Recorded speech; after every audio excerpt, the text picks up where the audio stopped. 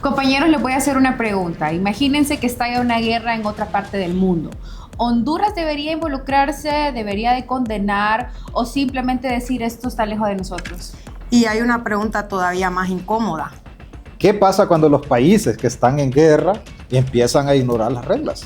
Y hoy vamos a intentar resolver esto, porque esto es Entre Fronteras. Y hoy Rusia y Ucrania. Ahora bien, compañeros, empecemos con algo tan sencillo cuando escuchamos Rusia y Ucrania. Inmediatamente pensamos que es una guerra, pero ¿realmente entendemos lo que está en juego? Porque esto no es solamente una guerra entre países, también hablamos de territorio, seguridad, alianzas, economía, energía y el papel que tienen los organismos como las Naciones Unidas. Y además hay algo que muchas veces olvidamos.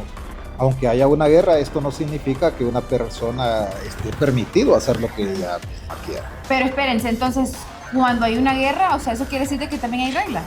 Sí, y ahí es donde entra el derecho internacional humanitario.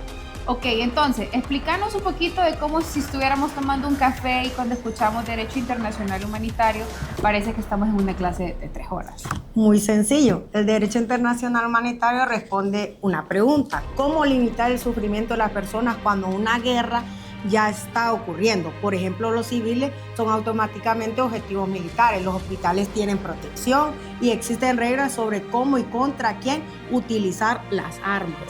O sea que no todo vale. No, y esa es precisamente la idea. Incluso es una guerra que existe los límites. Y eso es importante porque una cosa es decir, tengo un objetivo militar y otra muy distinta es atacar indiscriminadamente. Entonces vamos a ponerlo a prueba. Correcto. Ahora bien, les voy a plantear un escenario. Imaginémonos que en un país están atacando una zona donde también hay población civil.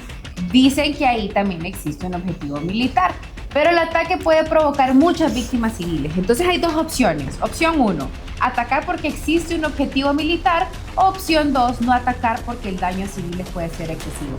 ¿Qué harían? Yo no decidiría solamente con la misma pregunta. Hay un objetivo militar. Hay que preguntarle también qué daño puede producir el ataque y si te tomaron medidas para proteger a los civiles. No, y agregado también, aquí parece una palabra fundamental, proporcionalidad. Sí, entonces no es simplemente si puedo atacar, entonces sería ataco.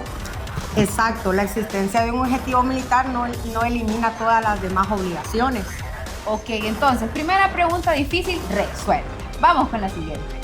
Imagínense esta pregunta que divide al mundo. Entonces, ¿quién tiene la razón? Rusia, Ucrania, Occidente. ¿Y nosotros qué hacemos con tanta información? Sí, es ahí donde debemos que separar política de derecho, decisiones políticas y para determinar si una conducta específica constituye un crimen de guerra que requiere analizar solamente de escuchar un titular. Exactamente, y eso es muy importante. No podemos decir automáticamente que cada víctima civil significa que existe un crimen de guerra, pero tampoco podemos ignorar las posibles violaciones. Así es, muy de acuerdo. Entonces, el mundo no puede funcionar solamente con titulares de redes sociales, por decirlo así. Definitivamente Ahora, no. vamos a hacer un poquito algo más rápido. Yo digo una frase y ustedes responden si es mito o realidad. Vamos. Ok, excelente. ¿En una guerra todo está permitido? Mito. Muy bien. Otra frase. ¿El derecho internacional humanitario protege a los civiles? Realidad. Realidad. Excelente. Ahora otra. Como Honduras está lejos del conflicto, ¿no debería de importarnos? Mito. ¿Por qué? Porque Honduras forma parte del sistema internacional. Las guerras afectan la economía, la energía y también las relaciones entre estados. Muy bien, y aquí llegamos a la pregunta que realmente nos interesa. Si nosotros estuviéramos sentados mañana en la Cancillería y nos preguntan ¿cuál debe ser la posición oficial de Honduras frente a este conflicto? ¿Qué podríamos responder? Bueno, inicialmente yo plantearía 3 cosas. Primero, que Honduras debe defender el respeto al derecho internacional. Segundo, debe respaldar la protección de la población civil y el cumplimiento de los derechos humanos. Y tercero, debe apoyar los mecanismos diplomáticos que buscan una solución pacífica y sostenible. Ok, pero alguien podría decir, esto suena demasiado diplomático. ¿Honduras toma partido o no? Tomar una posición basada en principios no significa que necesariamente entra en una confrontación.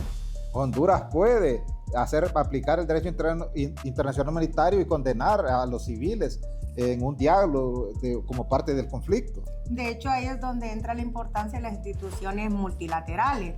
cuando los países pequeños no tienen el mismo peso militar que las grandes potencias. El derecho internacional se convierte en una herramienta fundamental. Ahora bien, una última dinámica. Imagínense que mañana son el presidente de Honduras y tienen 30 segundos para decidir qué harían frente a la guerra de Rusia y Ucrania sin discurso diplomático. Una sola decisión. Yo pediría que Honduras reafirme públicamente el derecho internacional humanitario y la protección de los civiles. Bueno, yo impulsaría una postura en organismos multilaterales que favorezcan el diálogo, la protección humanitaria y una solución negociada. Yo diría algo muy sencillo. Honduras no necesita escoger entre la guerra y el silencio. Puede escoger el derecho internacional y sobre todo la diplomacia. Bueno, después de todo lo que hemos hablado, volvamos a nuestra pregunta inicial. ¿Puede Honduras mantenerse al margen de una guerra? Puede mantenerse fuera del conflicto militar. Pero no puede mantenerse al margen del sistema internacional. Ok, eso es interesante porque una guerra puede comenzar a miles de kilómetros. Pero sus efectos atraviesan fronteras. Sí, atraviesan fronteras y las decisiones que toman los estados hoy también determinan cómo funcionará el mundo globalizado el día de mañana. Tienen toda la razón. Bueno, esta fue nuestra primera conversación en Entre Fronteras. Nos vemos en el siguiente episodio. Muchísimas gracias por sintonizarnos. Gracias.